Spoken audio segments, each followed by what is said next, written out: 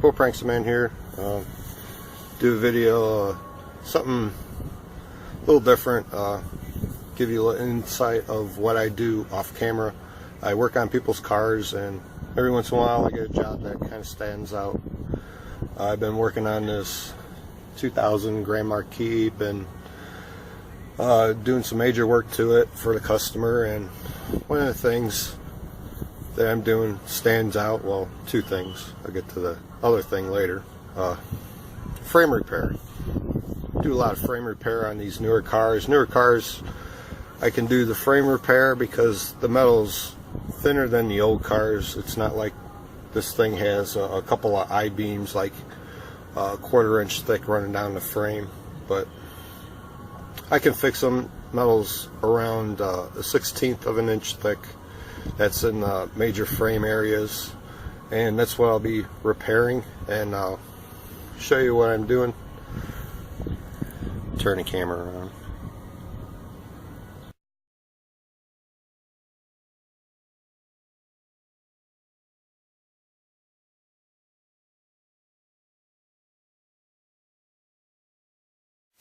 This whole frame section here is a major stress area, which is why it's so thick.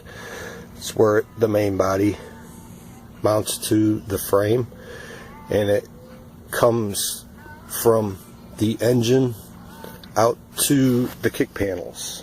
So there's a lot of stress on here, especially when you're hitting bumps, so it's important to make sure this part of the frame is real solid. If you don't make sure, this is where the cracks start. This is where the frame breaks on these full frame cars. I've seen a lot trying to prevent this for the customer, keep them from buying a new car, all the hassles of that. So when I come back, I'll show me cleaning it up and show you the place that I make for it. Pranks Man.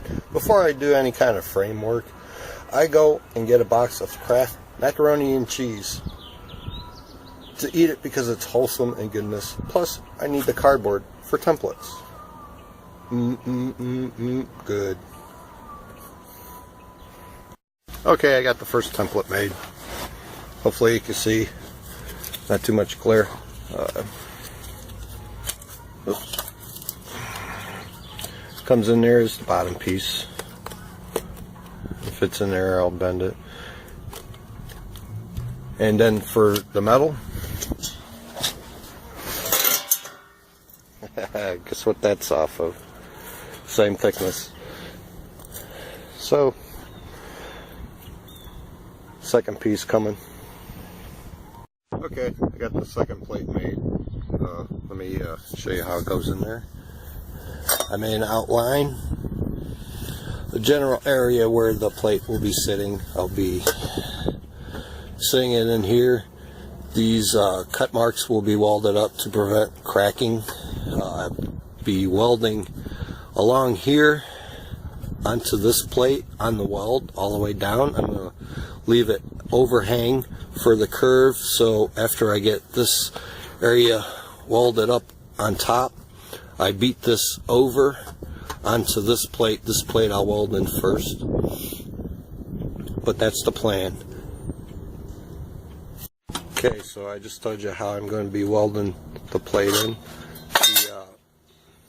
This plate I'll be welding in on both sides since I have access to inside the frame. Weld it in here and then on the outside all the way around. Make sure I get a lot of metal on that piece.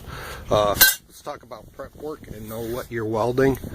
This is a pretty risky business, welding on a frame. You got to know what's around, how to prep it.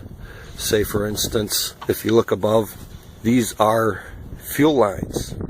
You follow them up, they go up to the motor. So to prevent any kind of explosion, mainly me, I'm going to wrap these fuel lines up with a wet rag.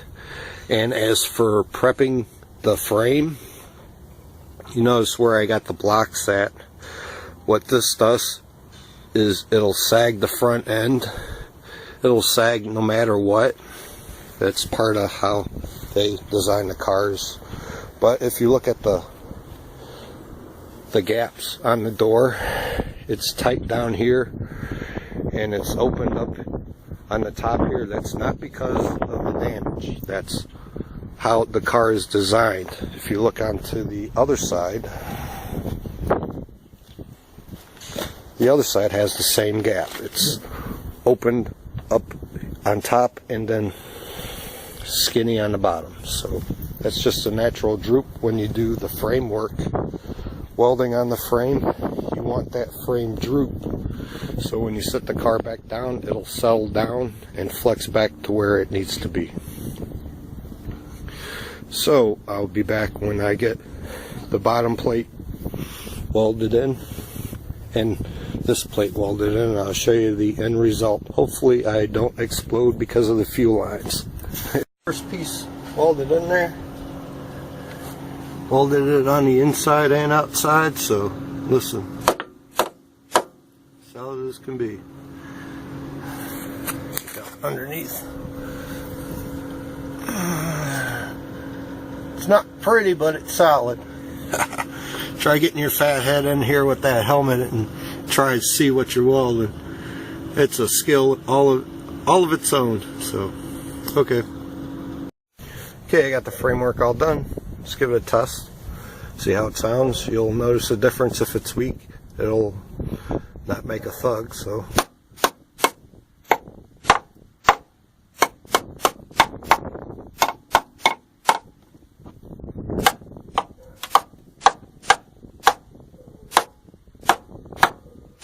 All solid. Okay, what I'll do is I'll wire brush it, paint it. A couple other things I didn't mention. As you can see, I got wet denim over the fuel lines, which means it didn't explode, so I get to finish the video. Okay, what I also did was I wrapped this wiring harness up. This wiring harness is for engine management.